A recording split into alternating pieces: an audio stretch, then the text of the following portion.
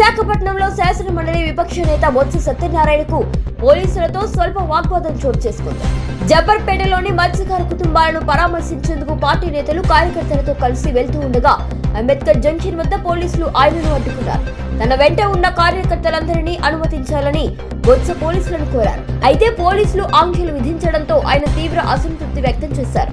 రాజకీయాలు నాకు నేర్పిస్తారా అంటూ పోలీసుల తీరును ప్రశ్నించారు.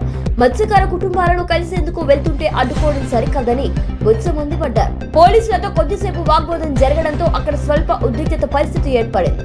అనంతరం పోలీసులు పరిస్థితిని అదుపులోకి తీసుకొచ్చారు. ఈ పెద్ద రోడ్డు ఆపేస్తే ఏమవుతుంది?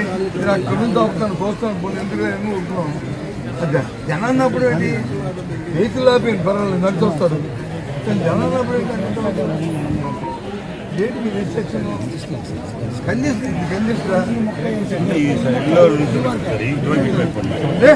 పదిమంది ఈ మొక్క ఆ మొక్కనే నా పేరు కడుతున్నా అన్నా అంత అర్థం సార్ మీరు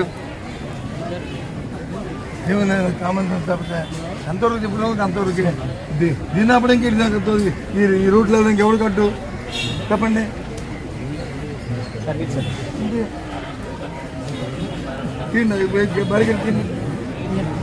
ఈ రూట్ ఆ రోడ్ అక్కడ వెళ్తే మీరు ఆపుకోండి పర్వాలేదు. అది అది ఇష్యూ ఏంటి? సర్వపల్ ఇష్యూ. ఆ సర్వపల్ ఇష్యూలో అంత మాట్లాడడానికి ఇవ్వాలి. మేమే